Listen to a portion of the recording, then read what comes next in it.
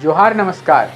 झारखंड समेत देश दुनिया की तमाम बड़ी खबरों में से कुछ प्रमुख खबरों पर आइए नजर डालते हैं।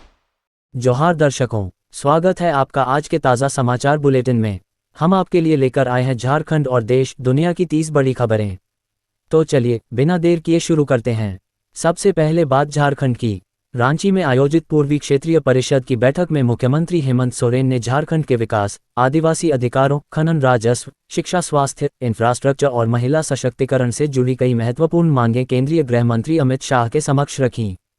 उन्होंने राज्य के संवैधानिक अधिकारों और संघीय ढांचे की मजबूती पर भी बल देते हुए केंद्र से सहयोग की अपील की। बैठक में 4 पूर्वी राज्य झारखंड, बिहार, उड़ीसा, पश्चिम बंगाल के 70 प्रतिनिधि भाग ले रहे। मुख्यमंत्री हेमंत सोरेन पिछले 15 दिनों से अपने पिता शिबू सोरेन के इलाज के सिलसिले में दिल्ली में थे, लेकिन इस बैठक में भाग लेने बुधवार रात ही वापस लौट आए थे। हेमंत सरकार की कैबिनेट बैठक आज दोपहर प्रोजेक्ट भवन में आयोजित होगी, जिसमें कई अहम प्रस्तावों पर निर्णय लिए जाने की संभावना है। झारखंड पुलिस मेंस एसोसिएशन का महाधिवेशन सह केंद्रीय पदाधिकारियों का चुनाव 5 से 9 जुलाई तक धनबाद में संपन्न हुआ, जिसमें कर्ण कुमार सिंह और रमेश उरांव की टीम को जीत मिली। चुनाव में कुल 19 पुलिसकर्मियों को विभिन्न पदों पर निर्वाचित किया गया और संगठन को मजबूत करने का संकल्प लिया गया। झारखंड में लगातार हो रही भारी बारिश से जनजीवन प्रभावित है। रांची समेत कई जिलों में जलजमाव और यातायात बाधित हुआ है। मौसम विभाग ने 5 जिलों में येलो अलर्ट जारी करते हुए वज्रपात और भारी बारिश की चेतावनी दी है, जबकि आगामी दिनों में नए सिस्टम के चलते फिर से मौसम बिगड़ने की संभावना जताई गई है। देवघर में श्रावण मास के शुभारंभ पर आयोजित भव्य श्रावणी मेले का उद्घाटन झारखंड सरकार के मंत्रियों और जनप्रतिनिधियों की उपस्थिति में हुआ, जहां भक्तिभाव और शिवभक्ति की अनुपम छटा बिखरी रही। इस बार देवघर के विश्व प्रसिद्ध श्रावणी मेले में पहली बार आयोजित होने वाला ड्रोन शो धार्मिक आस्था और तकनीक का अद्भुत संगम प्रस्तुत करेगा, जिससे मेले की भव्यता और श्रद्धालुओं का अनुभव और भी यादगार बन जाएगा। महाराष्ट्र की आर्थिक राजधानी मुंबई के नवी मुंबई स्थित वाशी में झारखंड भवन का निर्माण करीब 136 करोड़ रुपए की लागत से किया जाएगा, जिसमें मुख्यमंत्री और राज्यपाल सहित विशिष्ट अतिथियों के लिए आधुनिक सुविधाएं होंगी। 7 मंजिला इस भवन के बन जाने से मुंबई आने वाले झारखंड वासियों को ठहरने में सुविधा मिलेगी और सरकारी कार्यों में भी सहूलियत होगी। पलामू रेंज के डीआईजी नौशाद आलम ने निर्देश दिए हैं कि ड्यूटी के दौरान सभी पुलिसकर्मी यूनिफॉर्म और नेम प्लेट अनिवार्य रूप से पहने, जिससे जनता उन्हें पहचान सके और विभाग की छवि सुधरे।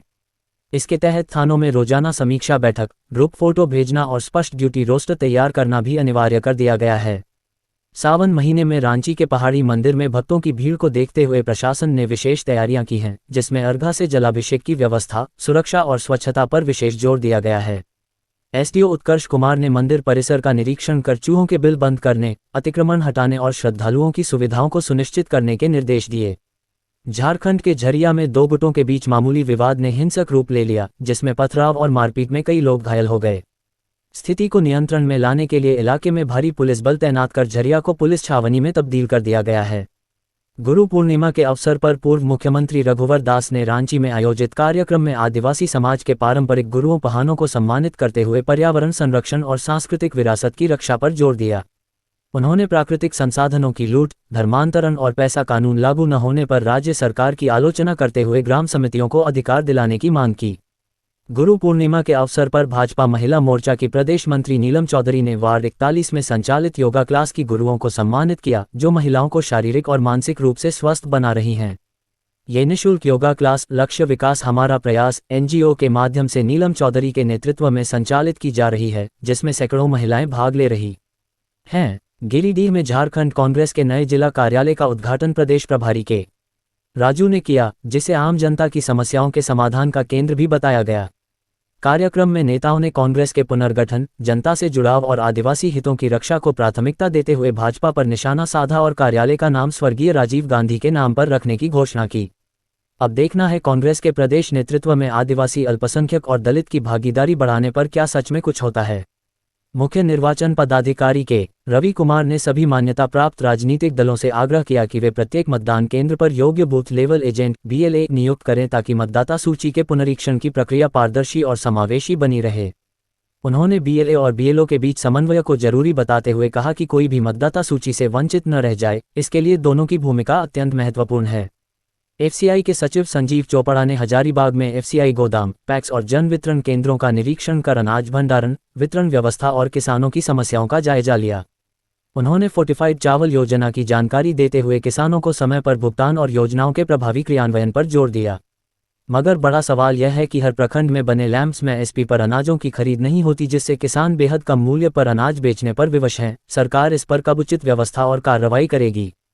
जमशेदपुर में पिंकी देवी ने उपायुक्त कार्यालय के बाहर हंगामा करते हुए अपनी गोद ली हुई बेटी को छोटी बहन और बहनोई द्वारा जबरन छीनने का आरोप लगाया और न्याय की मांग की। मामला पैसों के विवाद से जुड़ा बताया जा रहा है, जिस पर प्रशासन ने जांच कर कानूनी प्रक्रिया के तहत कार्रवाई करने की बात कही है। गिरिडीह के भरखर निवासी सुरेश महतो की चेन्नई में हाई टेंशन टावर से करंट लगने से मौत हो गई, जिससे परिजनों में कोहराम मच गया। इन दिनों झारखंडी प्रवासी मजदूरों की लगातार हो रही मौत चिंताजनक है और सरकार को पलायन पर ठोस नीति बनाना जरूरी है। गिरिडीह में कांग्रेस कार्यालय उद्घाटन के दौरान स्वास्थ्य मंत्री डॉक्टर इरफान अंसारी ने सादगी भरे अंदाज में पूरियां तलकर कार्यकर्ताओं को परोसा और भाजपा, विशेषकर बाबूलाल मरांडी पर तंज कसते हुए राजनीतिक कटाक्ष किया। पूर्व मंत्री और 6 बार के विधायक चंद्रशेखर उर्फ ददई दुबे का दिल्ली में निधन हो गया, जिससे झारखंड की राजनीति में शोक की लहर फैल गई है। जमशेदपुर में साइबर ठगों ने डीसी कर्ण सत्यार्थी के नाम और फोटो का उपयोग कर लोगों से व्हाट्सएप पर पैसे मांगने की कोशिश की, जिस पर प्रशासन ने सतर्कता बरतने और फर्जी संदेशों से बचने की अपील की है। झारखंड कर्मचारी चयन आयोग (JSSC) ने महिला स्वास्थ्य कार्यकर्ता ANM के 3181 पदों पर भर्ती के लिए प्रतियोगिता परीक्षा 2025 का विज्ञापन जारी किया है, जिसमें 3020 नियमित और 161 बैकलॉग पद शामिल हैं। परीक्षा कंप्यूटर आधारित होगी और मेरिट लिस्ट 150 अंकों के आधार पर बनेगी, जिसमें शैक्षणिक योग्यता, तकनीकी प्रशिक्षण और कार्य अनुभव को भी महत्व दिया जाएगा। अब देखिए राष्ट्रीय सुर्खियां। भारतीय मूल के अंतरिक्ष यात्री शुभांशु शुक्ला और एक्सियोम-4 मिशन के 3 अन्य सदस्य 14 जुलाई को अंतर्राष्ट्रीय अंतरिक्ष स्टेशन से पृथ्वी के लिए रवाना होंगे। इस मिशन के दौरान उन्होंने 1 करोड़ किलोमीटर की यात्रा कर 230 सूर्योदय देखे और 60 से अधिक वैज्ञानिक प्रयोग किए। अमेरिका में लीक हुए एक ऑडियो टेप्स में डोनाल्ड ट्रंप रूस और चीन को बम धमकी देते, विरोधी छात्रों को देश से निकालने की बात करते और डोनर्स से भारी चंदा मांगते सुने गए, जिससे उनकी आक्रामक विदेश नीति और विवादास्पद बयानों पर फिर सवाल उठने लगे हैं। मुख्यमंत्री नीतीश कुमार ने राज्य के 1.11 करोड़ से अधिक सामाजिक सुरक्षा पेंशन धारकों के खातों में डीबीटी के माध्यम से 1227.27 करोड़ रुपए की बढ़ी हुई पेंशन राशि 1100 रुपये प्रति माह भेजी है, जिससे बुजुर्ग, विधवा और दिव्यांगों को सीधा लाभ मिलेगा।